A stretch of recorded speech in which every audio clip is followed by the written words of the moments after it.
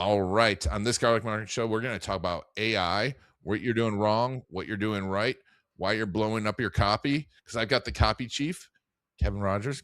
Kevin, thanks for being on. My pleasure, man. Great to be here. And we're going to talk about the big question he asked himself that changed everything, how he gained back control of his time, the thing about cheesy mission statements and how he shifted his idea behind it, the dangers of AI copy. We're going to talk about M dashes. I was really surprised about this. The problem with AI and finding your North Star and how this is going to massively affect how you show up in AI, how you show up for businesses, and how it will affect your brand and your audience. And you've got a short gap to do this. All this on the Garlic Marketing Show. But one of the best places to be putting your North Star is in your fish in the barrel strategy. Everywhere that people look at you, are looking you up, you need to have your North Star, those videos everywhere. Go to videocasestory.com/FIB to the fish in the barrel analyzer and figure out how you can be doing better and how much money you're missing out on. All right, let's get started. My name is Gino Wickman.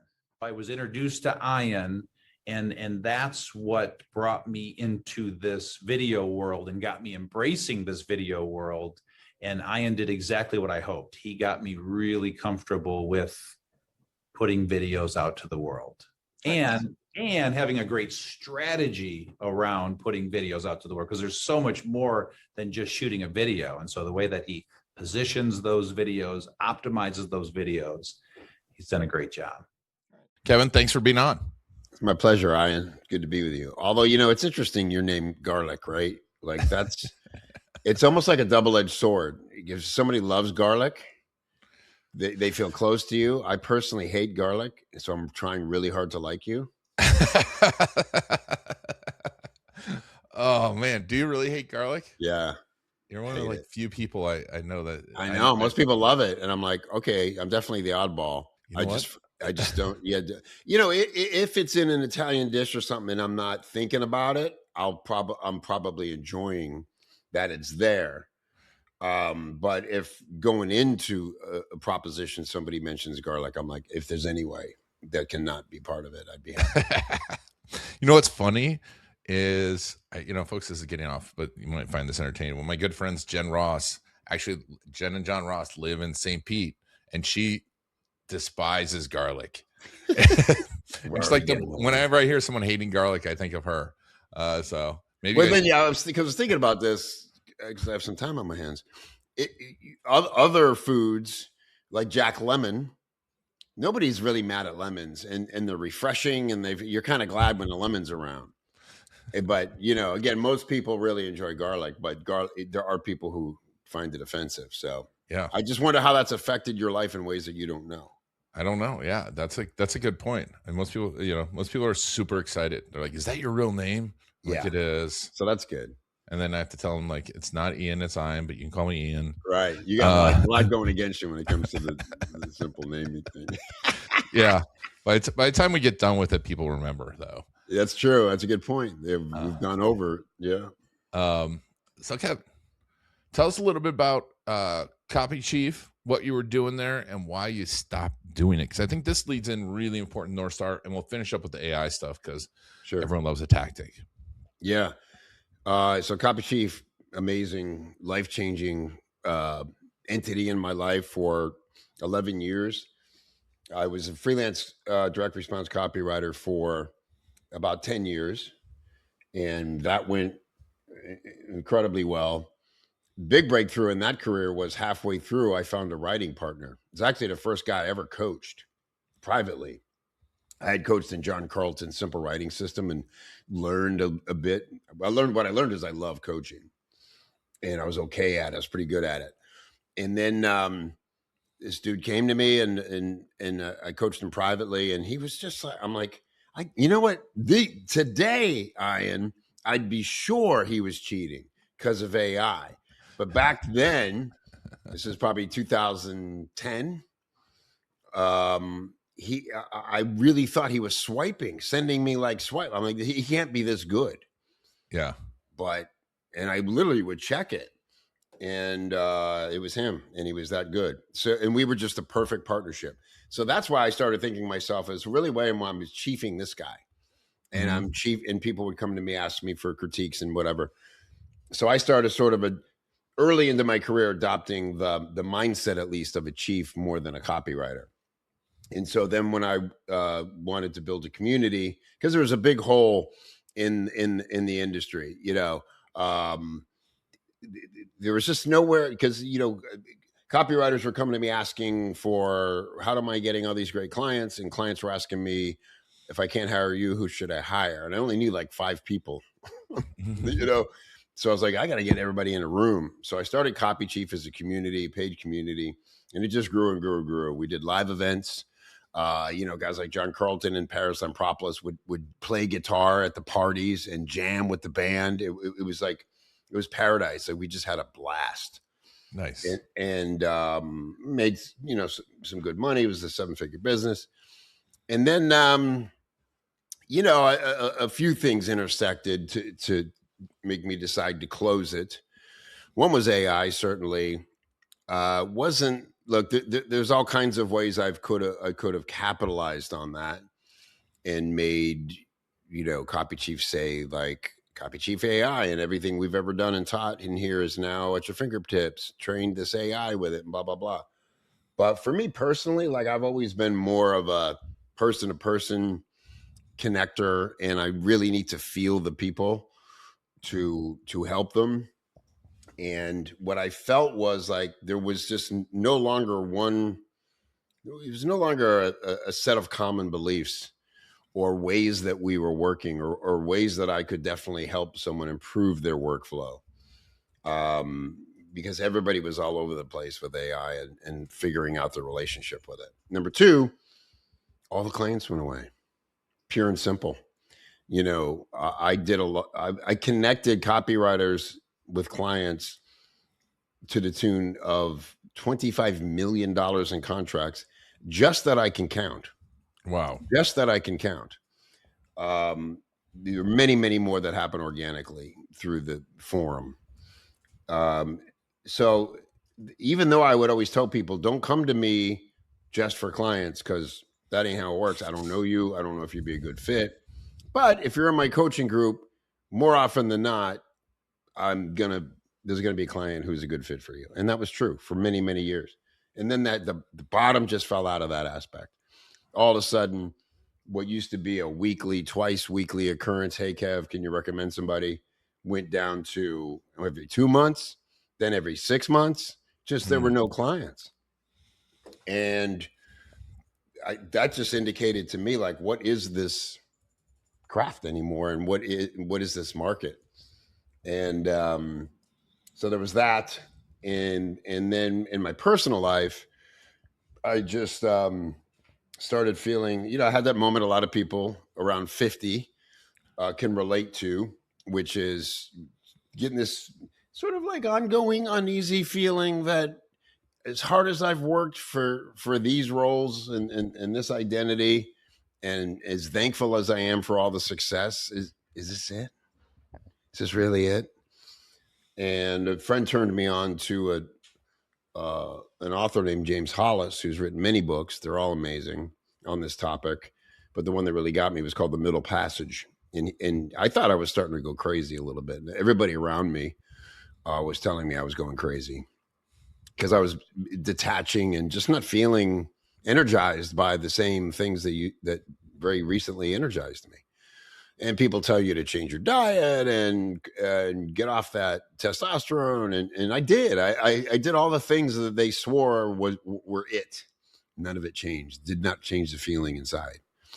And so I made the decision to change my life. I moved to dissolve my 25-year marriage.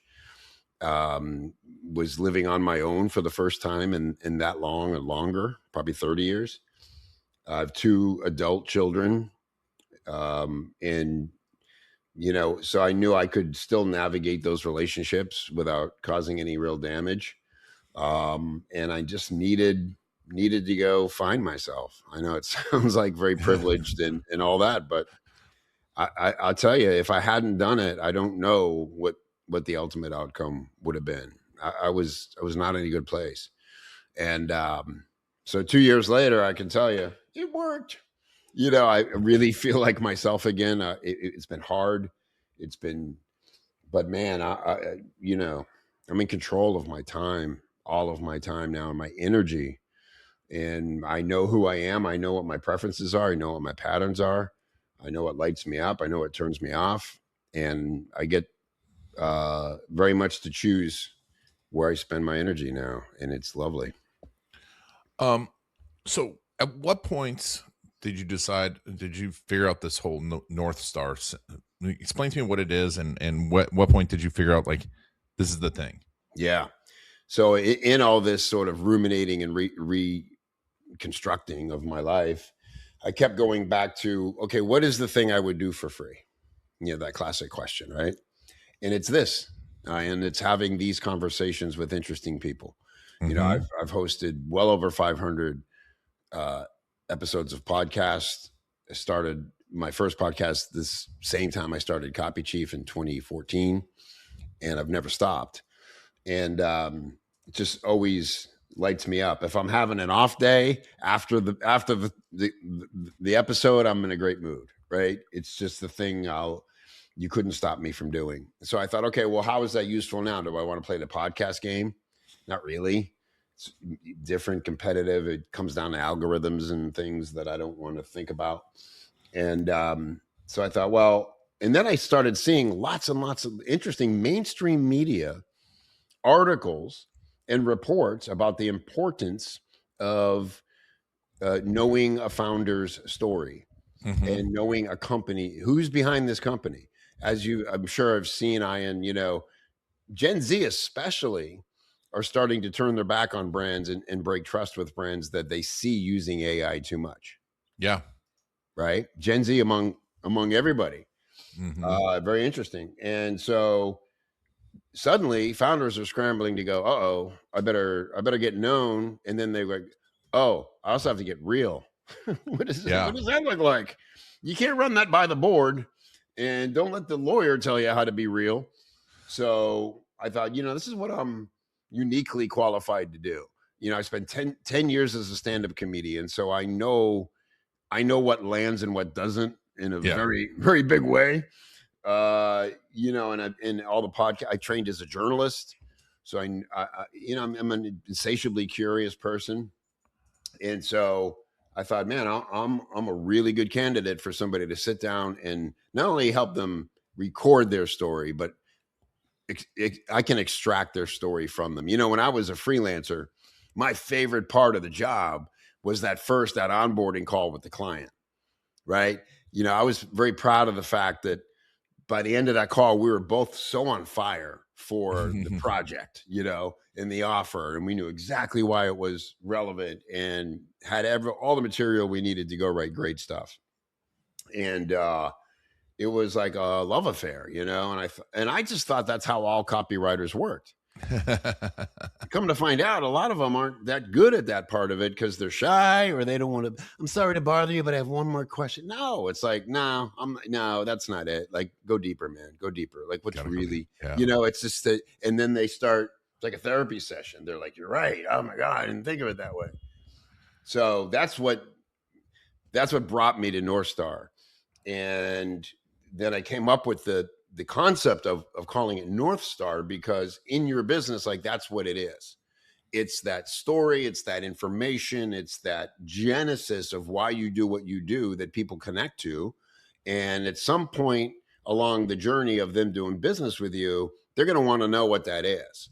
And so for them, it needs to be findable, and it's an extra layer of bonding on the relationship. For the founder and everybody and company wide, they need this to cling on to look to and say, does this align with our North Star? Does this piece of content align? Does the way we're talking about this align? And it just makes everything easier from there to write, to think about, to know your take on. And so when you find the North Star, you're saying all these things they can do with it. Tell me a little bit, like, about implementing it. Yeah. So, I mean, to be honest, it's a new service. So I'm just figuring out all the ways that we can infuse it into a business. But some very obvious ones are, number one, your about page should be this, not resume highlights. Yeah. Number two, if you're working with AI in any capacity, it needs this very badly to understand who you are. And AI is very good, particularly Claude, at once you give it really good source material, it'll stick to it. It'll go back to it, right? Still not going to write well, but it gets you close. Even internally, mission statements. Funny thing, Ian, I went through EOS, EOS. Yeah. And so we installed that with our team. And until they forced me to create sort of the mission statement, the purpose statement for the business, I had always rejected it because I just thought it was cheesy. And then, I didn't like, what's your 5-year plan? I'm like, I don't know my 5-day plan. Like, we're all figuring this out in real time. Right. But once I sat and wrote sort of the mission statement, the North Star, before I was calling it that. Yeah. I'll never forget. I read it to the team, and the woman who'd been with me the longest literally cried. Oh, that's awesome. She teared up and she said, I'm just so emotional to finally hear everything I've known we believed in words. And I was like, wow. What they say about leadership is true. Like, everybody needs to be bought in and understand what they're there for. Otherwise, it's just a job. And so that, as a team building tool, as a why is everybody, if somebody comes along and offers more money, it better be a lot more money if they really love the North Star of the business they're in now. If they believe in it, you're not going to be pluckable in an easy way. It's going to be a life decision for them. So all those things. And certainly I would be happy to, as sort of a next level service, sit down and record that story with a founder, have them come here to St. Pete, rent a studio for the day, do a 3-camera shoot, give them the best version, closest version to Diary of a CEO they can get without the joy of Stephen Bartlett. You get me instead. and but if you're not going to get invited on that show, at least you can look a hell of a lot like you deserve to be there. In your context. And then, of course, there's the AOE stuff, which I know you and I are both kind of geeking on and learning about, because I think it's a very big impact on the immediate future of how we're found online. Oh yeah. I mean, it's the AI, it's interesting because there's this dichotomy. I think, especially where you're talking, is everyone's running to AI for copy, for creative. And I want to see how you feel about that, because, when I look at it, people bring it to me like, look how great this is. I'm like, that is not good. and they don't know the difference. But then there's this opportunity of controlling how AI talks about you, how to become an authority. And because people are asking all these questions of it, they're asking the problems that they have, and they want someone to solve it in a certain way. So what, when can you still look at AI content and go, that's horrible? Yeah. I'll tell you, it's very interesting. And in fact, I wrote about this today. Again, we've all talked quite a bit about it, but it's an ongoing conversation for that reason, because it's still evolving. Mm-hmm. But I'll tell you, when it comes to the simple concept of people thinking it's good, I'll say that, like, I don't know if you're a music fan, but like Matchbox 20 has more fans than Jeff Buckley. Yep. Okay. And there's no argument about who has better taste.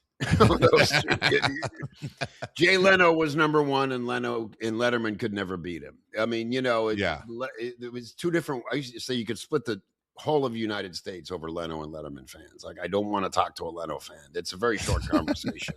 I didn't hate him. It's just silly. It's Jimmy Fallon. Like, do you like Jimmy Fallon, or do you like Stephen Colbert? It's a completely different proposition, right? And so I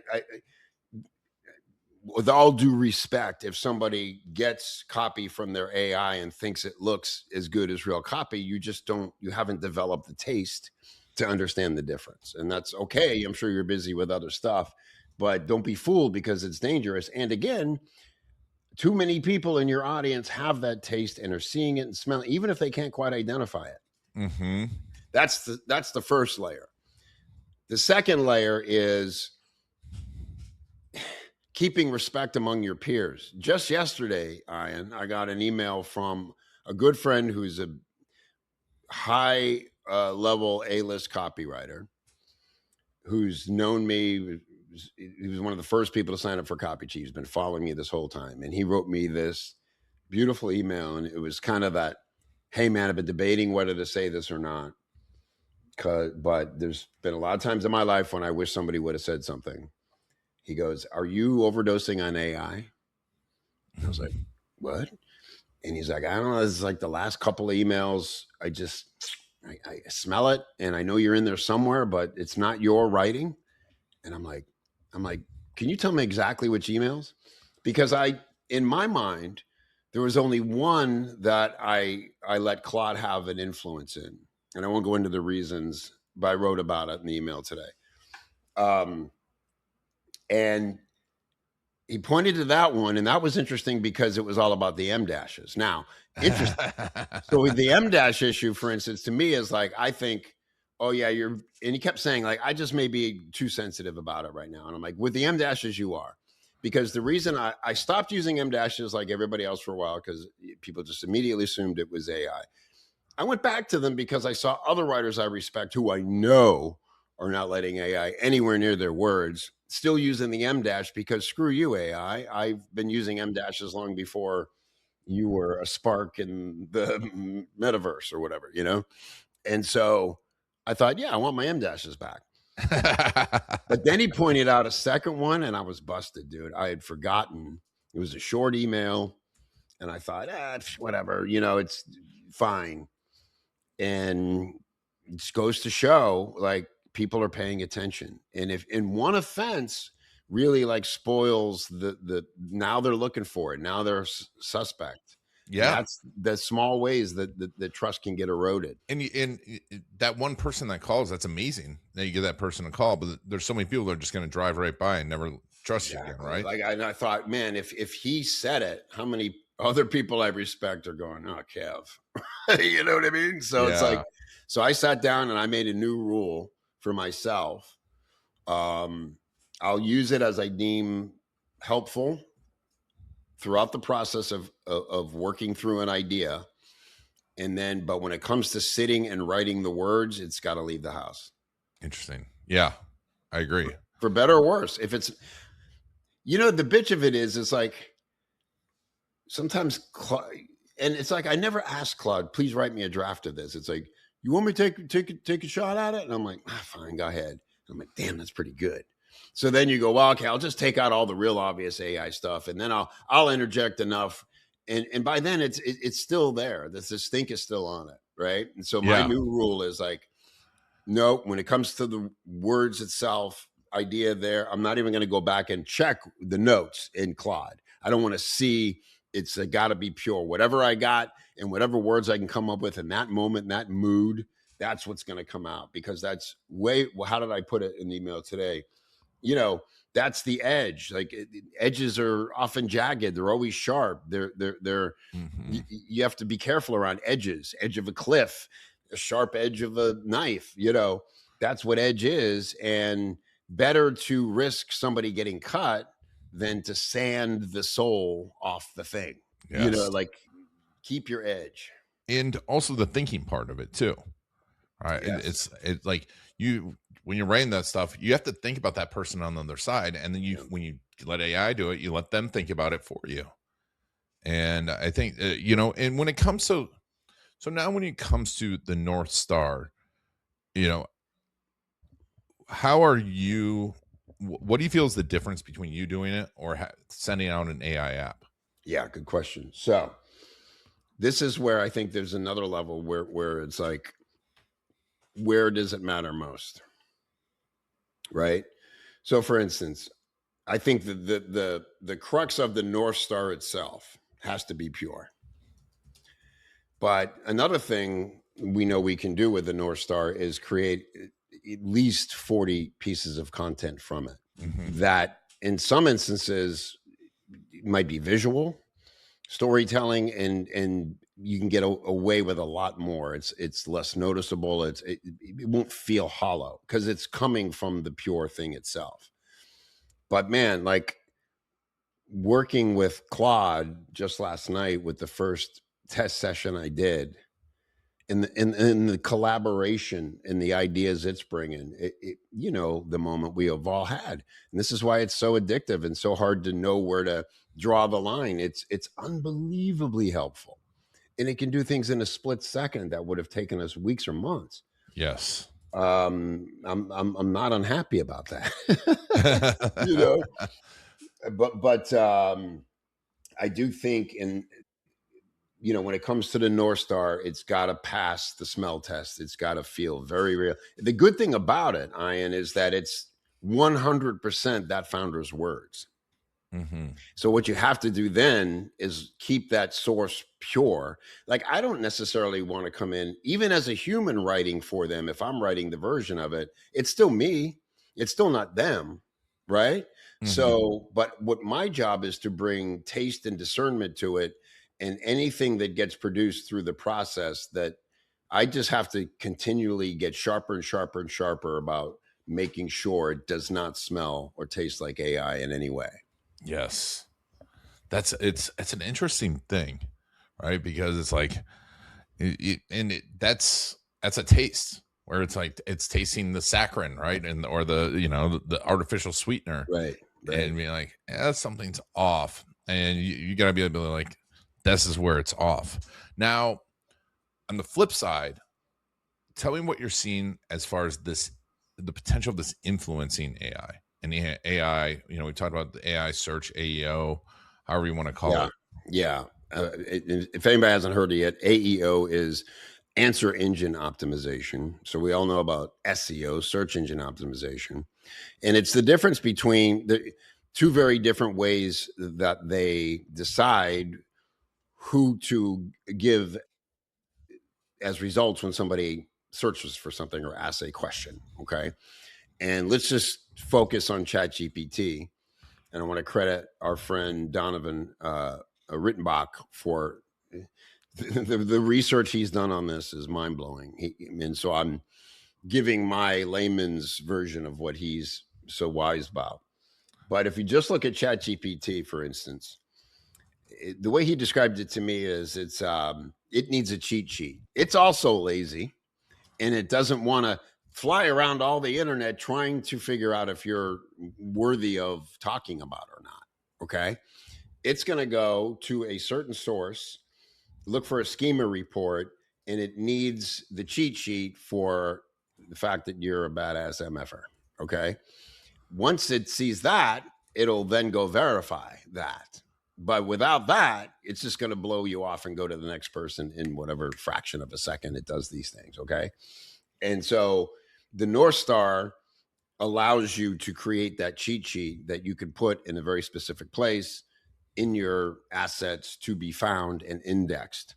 And the reason that is because if we look at the difference between, let's just say, forget Gemini for a second, old Google was like, feels archaic now. It's like you'd ask for something and you'd have to scroll through pages of links and then read through that. And then you have to go down some hour-long rabbit hole to get maybe what you needed. Yep.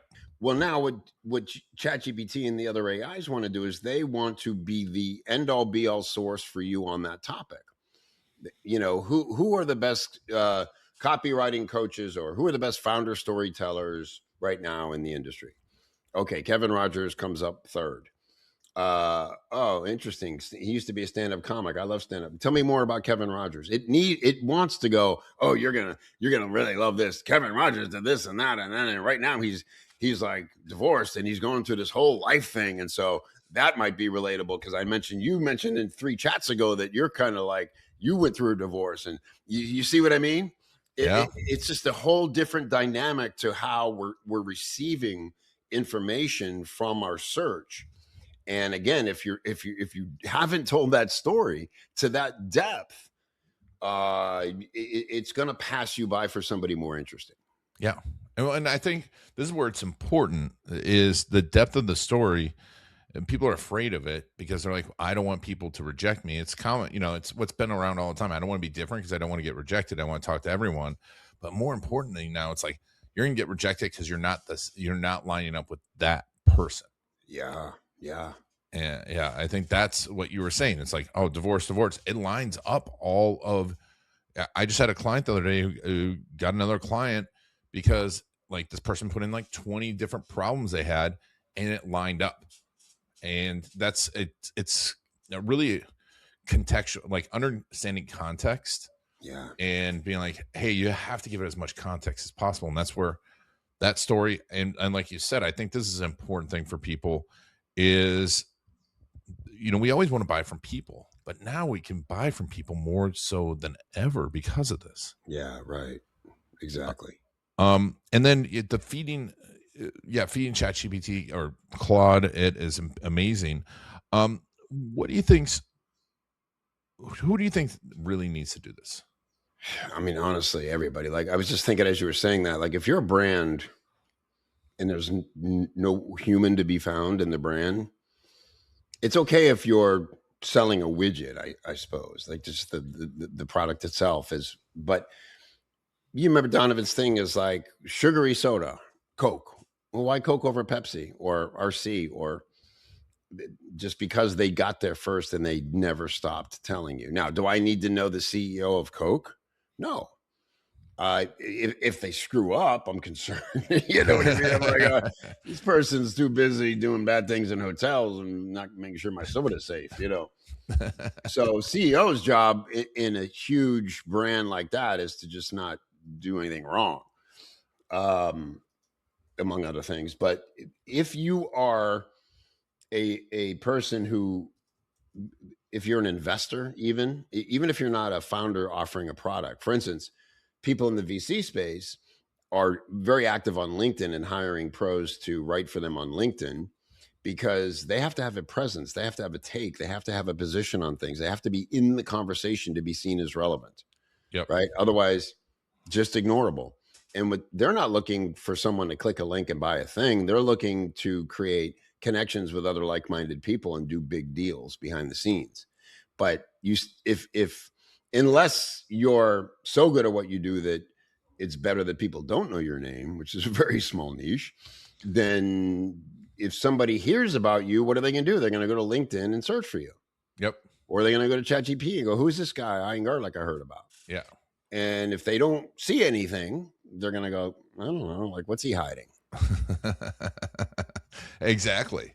Or if it's old, or if it's, if it's too, and also if it's too bland. If it's vanilla, yeah. If it's just like, oh, this guy seems boring. Like, I don't. Again, like, what are we connecting on? If you're trying to be for everybody, if you're trying to be safe, if you're letting your lawyers dictate what you say and don't say, you might just don't. Like, it's nobody cares. Or if you're just letting AI write whatever it wants about you. Right. Also even more dangerous in some ways because you don't know what it's going to say. So tell me a little bit about the process of getting this done. How do you go through this? So it'd be a conversation like this. There'd be a prep call where I help you understand exactly how to show up for this conversation and make sure, establish some rapport between you and I, make sure that get a sense for what you're comfortable sharing and not sharing. And then also I would instruct you to be mindful of your aesthetic, because whether we do a more polished session or not, I want you to come away with really great clips from the conversation. And then on the actual call itself, I think of it as eras. Once I have the prep call and I've done my research, I can kind of like put their story into eras of their life. And I like to take those somewhat chronologically. So I just did one with an incredible woman named Hillary Kay. She's an Enneagram coach, and works, she's worked with Nike. She's worked with all these big Fortune 500 companies. And she also works with a lot of solopreneurs and founders. And she is fourth generation entrepreneur. in her family.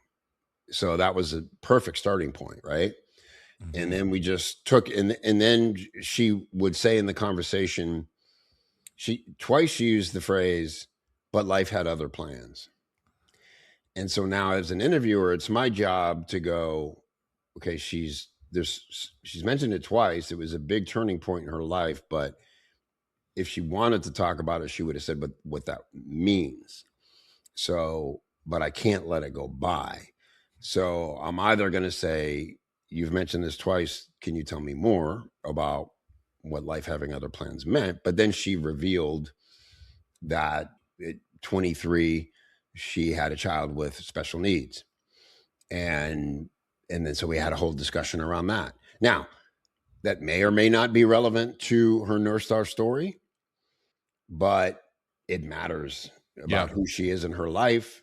And so it was worth discussing. And again, that's why I feel this is why I love doing this. There's nothing more exciting to me than being in control of a conversation like this, where you want it to be raw and you want it to be free flowing and fun.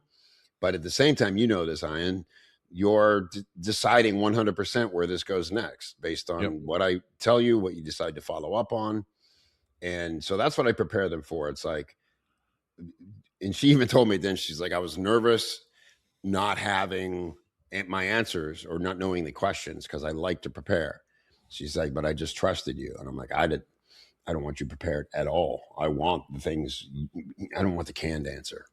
So that's how it goes down. And then once I have that interview, I bring it and I run it through the process. And for instance, it was interesting. Last night, Claude first thing I did is I said, I want you to, before we even go into her material, I want you to critique my skills as a interviewer. How'd I do? Oh, nice. Yeah. And it made some great points. And it was interesting because, and again, this is an important point about AI. It is a relationship and it will adjust, but you can't take its first answer. And its number one pushback was that I didn't go more into that period of her life when she was 23 and had 2 kids and was getting divorced, and one of them had special needs. And it even suggested it might be worth a follow-up call just to get a little more about that. And I said, okay, just so you know why I didn't do that on the call. First of all, I could sense she was on the verge of tears. And if we went deeper on it, she would have been drained for the rest of the interview in a different place emotionally than we needed her at all. And she needed to be. And second of all, I don't think that's her story. She overcame it. She explained what it was like. She actually revealed something incredibly interesting and deep and raw about having a child with Down syndrome. And I thought, there's no reason to push beyond that. We said more than I thought we'd say about that. And then it came back and it's like, you know what, you're right. It's like, I'm making a note right now to put in the memory, which just yesterday, Claude got memory. I don't know if you're aware of that. Yeah. It's like, this is not a biography, not an autobiography. This is a North Star, and it's primarily about business. We want the personal stuff, but I won't push you again to go make it more personal when that's not the point. So that was interesting, but so then it processes it all down. And then from there, I'll very lovingly get to the actual North Star story. And then from there, we can process it in all the other ways that it's necessary. Yeah. I think that interviewing part is so crucial, and it's such a subtle art. I love it. And it's so important in this because you have to know where to dig and know when to stop digging. Yep. And where we want to go with this. And I think so many people underestimate that. Like when I do case stories, people are like, can you just send me the questions? I'm like, that's not how it works. Yeah. And I think AI can do a decent job of it, but like you said, it's like it can dig in the wrong spots where you can, and it won't feel that it's going the wrong way. That's what it would have done. I imagine if, say, Claude was doing the interview instead of me, it would have went on and on about that one thing in her life that she would have been just drained, you know. And the other thing is, Ian, it's not you and I right now, even though we're both seeing each other digitally, we are feeling each other's energy. Yeah. We're on our toes because we don't know at any given moment what the other person's going to do or say, or is he liking what I'm saying? Is he thinking this is interesting? Am I boring him to tears? Is he going to tell me why he shouldn't even air this? You're canceled. Yeah. It just puts you on a different, you're firing different chemicals in your brain than when you're sitting there slumped over on your couch looking at your laptop answering questions. It's not anything like the same. It's nothing the same. It's nothing the same. And I think that's where, it's that's why this stuff's so important. It's going to become more important. Going through this process is going to become more and more important to separate yourself out, because so many people are just going to, they're going to, pawn it off on AI. Write about me. Tell me what my North Star is. And here's the real cost of that. Okay. Not only do you kind of like my friend emailing me and me going, oh, how many other people, thought this, how many people read it and just would have connected with you and went on. So that's the invisible cost. The hard cost, the measurable cost, is that, for instance, ChatGPT is right now up until November in a training cycle, right? Which you probably know it only does like every 3 years. It's rescanning all the information in the world to update what it reports on and what it gives as answers and what it doesn't. Okay. So if you're in this cycle, if your North Star is not found and indexed by ChatGPT, goodbye for the next 3 years while ChatGPT continues to gain market share as a search engine. Yeah. Okay. Now, others do RAG, which is more like real-time generation of information that it shares. You'll be okay with Gemini. You'll be okay. But ChatGPT is the one people are using. They were the first to market, and they've got the biggest share. And so that's just an example of the real cost of not telling your story these days. Yes. It's a real cost. It's a huge cost. And being inconsistent with it too. I think that's another piece that people don't realize is like, you can't tell 20 different stories anymore, and because it looks for the consistency. That's fantastic. That's a really good point. Yeah. Yeah. That's what I'm saying. It's like when you see the story 20 different times, it's like, well, it must be true. And if you think about that, we really see it in Google with news stories, right? The news stories that come up to the top are the ones that are being told over and over and over again. And like that deep dive story that's really important, but only one news center covered it, you don't see. Right. Right. And so I think, and it's amazing.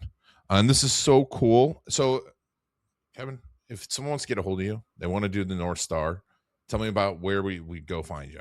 Kevin@copychief.com. Email me directly. I'll give you my phone number if I want. Perry Belcher does that all the time. You know that? He's always giving out his phone number. Yeah. And I was like, are you out of your mind? He goes, nobody calls. He goes, like, the only people who use it are the people with intention. And I'm like, that makes sense. Actually, I wouldn't call you out of the blue, So now I'm tempted to just start calling. Yeah. Email me directly, and that way I know I'll get it. It doesn't get lost in any other system, and we'll talk. Yeah. And where's the best place to follow you? Substack. You can go on any of the streaming platforms to hear all of my podcasts, Copy Chief Radio, Truth About Marketing. That's almost like a museum these days, because I have a great interview with Clayton Makepeace, which ain't gonna happen again. Nope. So it's doing this a long time, and if you want to know more about me, those are the places. And love Substack.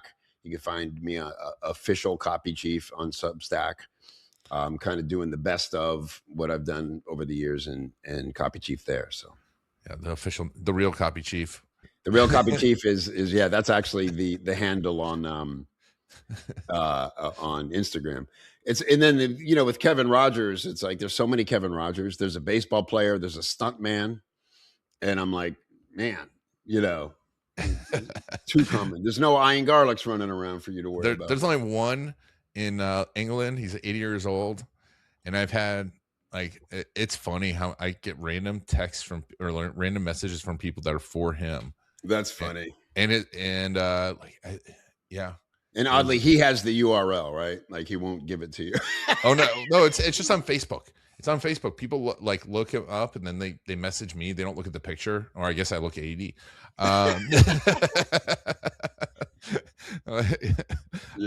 And it's very bizarre. But yeah, randomly the guy who has KevinRogers.com, last I checked, lives in Tampa and does nothing with it.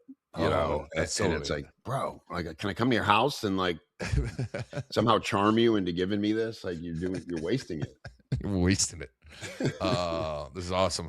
Well, Kevin, thanks for sharing everything about the North Star, your story. This has been fantastic. We'll put a link to all of this in the show notes. If you're watching on YouTube, make sure to comment down below on YouTube. Tell them what you liked. Tell them about your North Star. But Kevin, thank you so much for being on the Garlic Marketing Show. My pleasure, buddy. Enjoyed it. And thank you all for taking Kevin and I on your journey and making us part of your story. This has been Iron Garlic and the Garlic Marketing Show.